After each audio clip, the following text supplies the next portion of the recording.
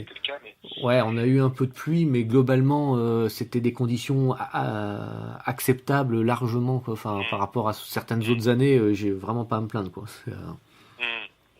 Donc J'ai- c'est fabuleux. Enfin, une qui est fabuleuse aussi, c'est le 80 km du Mont Blanc.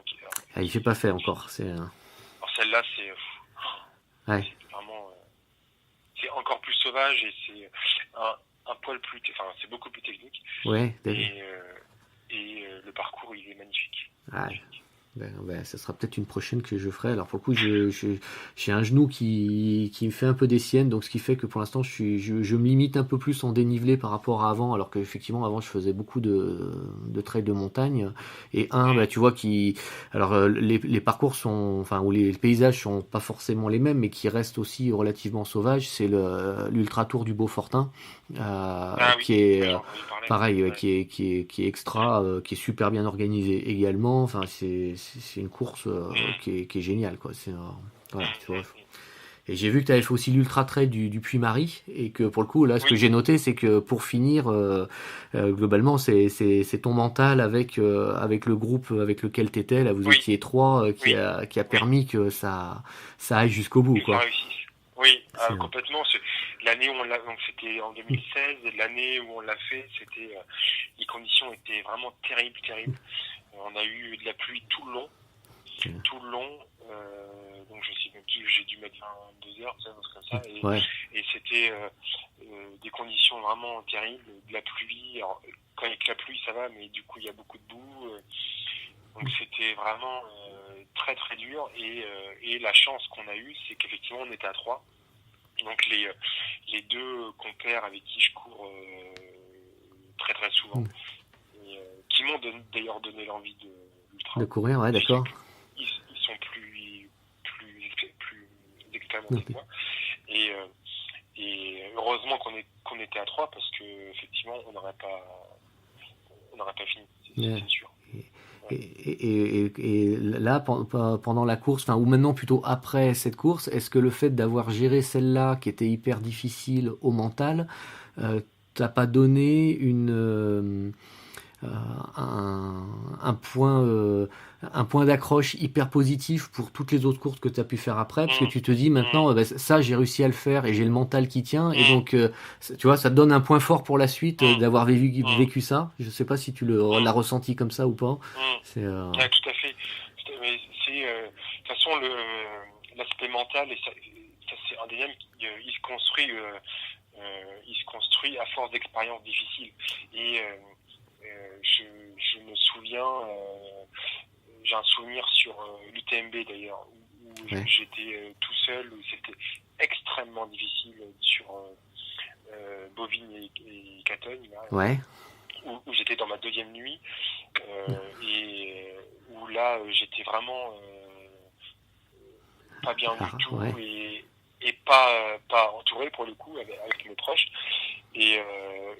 dans un petit peloton j'étais le seul français donc c'était vraiment très très difficile et, euh, et là j'ai vraiment souffert et je me suis dit voilà non tu peux pas lâcher maintenant t'as travaillé enfin ouais, tout ça pendant pour ça, quoi. Enfin, ouais, tout ça je vais pas lâcher je vais tenir j'ai une petite marche sur les barrières, donc je peux prendre mon temps.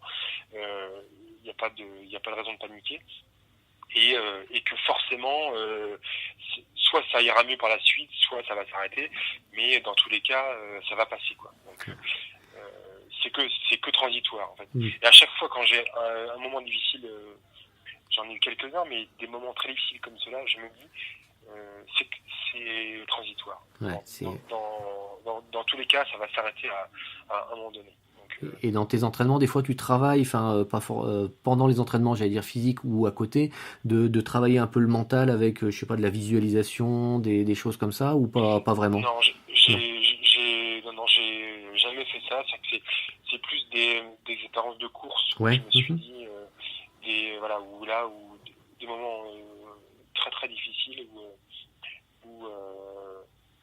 où là effectivement près de tout lâcher on se dit non, j'ai le souvenir toujours d'un ami qui s'appelle Claude et qui un ancien un coureur expérimenté qui a fait l'UTMB, de la Diag plusieurs fois. Enfin, voilà. D'accord, ouais. Et Oui. lui qui disait surtout ne jamais rendre un dossard En arrivant à Ravito. Dans la précipitation. Voilà. Même si on n'est pas bien, on arrive au ravito, comme tu dis, on se pose, on mange, on se change éventuellement si on peut, etc. Et on voit ensuite. Et toujours réfléchir tout ça. Et effectivement, ça m'a plutôt réussi pour l'instant, je crois des doigts. Mais après, c'est vrai que sur les entraînements, parfois, quand on prépare le TMB, quand on habite en Normandie, il pleut, on va se taper 4 heures de répétition de côte, bah oui, là, c'est pas... on est loin des beaux films Salomon, là. C'est clair. C'est dur, quoi. Donc là, effectivement, tu le forges aussi, quoi. C'est sûr. Mais bon. Le jeu vaut le coup, quoi. C'est sûr. C'est clair, ouais.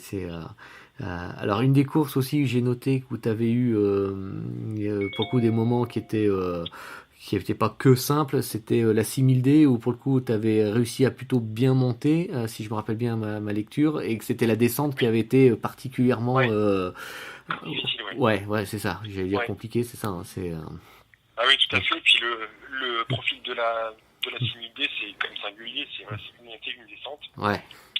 Rien de plus simple, mais il y a 30 km de montée où il faut gérer, mais bon, c'est quand même 30 km de montée.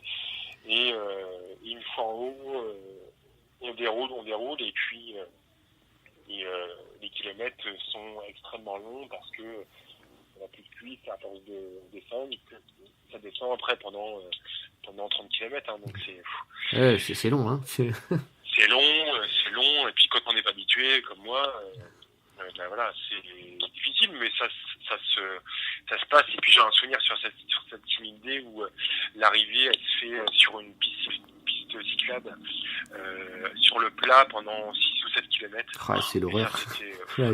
Là, d'un coup, t'as l'impression que ça en fait le triple, quoi. C'était interminable. Ça, je veux bien te croire. Alors, une des courses aussi que j'ai noté, alors tu l'as compris, j'ai noté les courses où t'as des points d'accroche qui sont intéressants parce que ça peut permettre à ceux qui découvrent l'ultra d'apprendre et d'avoir des conseils sur des moments qui sont un peu compliqués. C'est sur la Bargeau où pour le coup, là, malheureusement, là, t'as dû abandonner. Et là, la question que moi j'ai envie de te poser, c'est pas forcément sur le moment, mais avec le recul, est-ce que tu as vu des points positifs dans l'abandon ou est-ce que tu l'as vécu que négativement? Alors, sur le coup, oui, et je l'ai vécu extrêmement négativement parce que c'est la seule fois pour l'instant où j'ai abandonné une course et je m'étais fait un point d'honneur, mais comme tous les branleurs, de dire j'abandonnerai jamais, de toute façon je suis plus fort que ça. Ben non. non, parce qu'on s'est tous rattrapés à un moment donné. Donc c'est normal. Et puis donc non, sur le coup j'ai vraiment souffert comme jamais. Insolation, plus possibilité de m'hydrater, il faisait extrêmement chaud.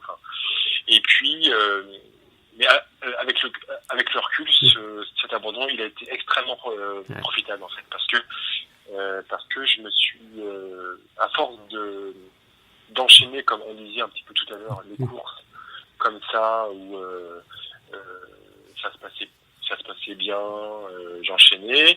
Et ben je m'étais inscrit sur les 100 km de la Bargeau qui sont à 50 km de chez moi. Où c'est une course que je connaissais très bien, et puis voilà, donc je l'ai pris inconsciemment, un peu facile, un peu tranquille, un peu facile, mais certainement et sûrement d'ailleurs un peu trop facile, et je me suis fait rattraper parce que 100 km, même si c'est pas montagne, ça reste 100 km. Oui. Et ça improvise pas. Et j'étais parti sans casquette, j'étais parti comme ça, cool. Et puis voilà, sauf que j'ai fait une insolation, et puis voilà, donc j'ai pas pris de sel, enfin des choses qui nous paraissent des abats quand on court, mais je pense que j'ai voulu faire le malin et puis j'ai payé quoi. Donc au final ça m'a servi parce que j'avais dans mon programme j'avais prévu de faire les Sacré-Belle après en août, le 144 et au final avec ça en fait j'ai transféré mon inscription pour faire le 87 et j'ai rajouté l'Endurance Trail des Templiers fin octobre, le 100 km. D'accord. Et je me suis pour quand même faire un 100 km. Et du coup, ça m'a servi parce que ça m'a rendu un peu plus humble par rapport à l'effort. Et je me suis donné les moyens après de bien préparer ces deux événements-là. Et avec le recul, j'ai adoré les Sacré-Belle sur 87 km. D'accord. Et j'ai adoré les Templiers après, où j'ai fait des courses où j'étais le mieux que j'ai jamais fait quoi. Donc, mais j'avais vu qu'effectivement avec ces deux courses suite à la Barjo, tu disais qu'effectivement tu avais remis en question ton alimentation et ta préparation physique, et ce qui fait que tu avais franchi alors en tout cas soit un cap, soit effectivement en tout cas tu avais réglé ce qui s'était passé sur la Barjo. Donc et qu'est-ce que tu as changé le plus en fait dans ta prépa? Alors dans ma prépa alimentaire déjà, parce que ça c'est vraiment le point. Avant la Barjo, c'était assez sauvage. D'accord. J'avais pas forcément de règles. Je prenais pas de boisson énergétique parce que j'aimais pas ça. Je mangeais n'importe quoi. J'avais pas de règles. Je prenais des produits énergétiques en barre et tout ça. Et je prenais ce qui me faisait plaisir sur le ravito. Enfin voilà. Et là, sur la Barjo, ça m'a pas suffi. Alors, j'étais trop léger. D'accord. Et en fait, j'avais mangé que des compotes et puis de l'eau, quoi. Donc, je pensais que quand on fait 5 km, c'est pas suffisant. Mais je pensais que j'étais au-dessus de ça, mais malheureusement, heureusement d'ailleurs, c'est un peu plus complexe. Et donc, du coup, ce que j'ai fait, c'est que j'ai rajusté mon alimentation pour mettre plus de sel, déjà. D'accord. Dans mon alimentation de course, et puis intégrer des boissons énergétiques parce que malgré ce qu'on puisse en dire, elles sont complètes, c'est-à-dire qu'elles apportent un petit peu tout ce dont on a besoin quand même dans une course. Et donc j'en ai trouvé une qui est super, qui me convient bien et que je prends depuis et qui passe bien au niveau gastrique en plus.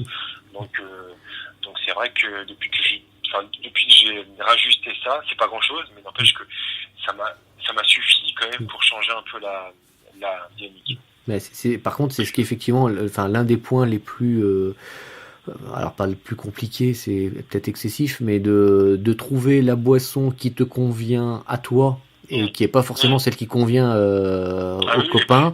C'est pas si simple.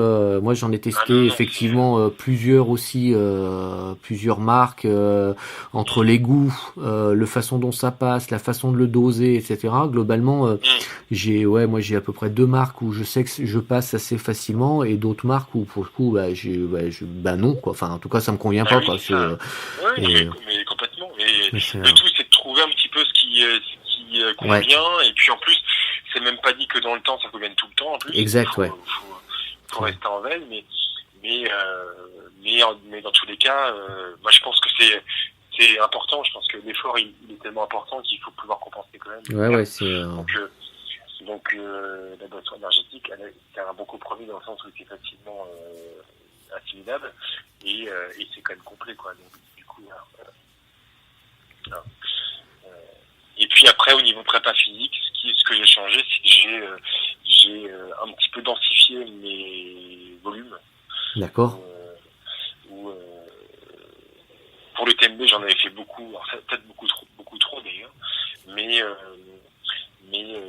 après l'UTMB, parce que innocemment j'étais un peu plus sûr de moi, j'avais un peu lâché, j'avais un peu levé le pied et au final.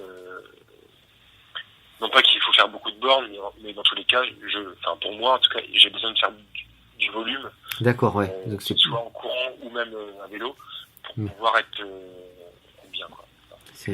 Ouais, en fait, t'as plutôt rajouté du volume que te dire que le contenu des séances, t'as pas forcément modifié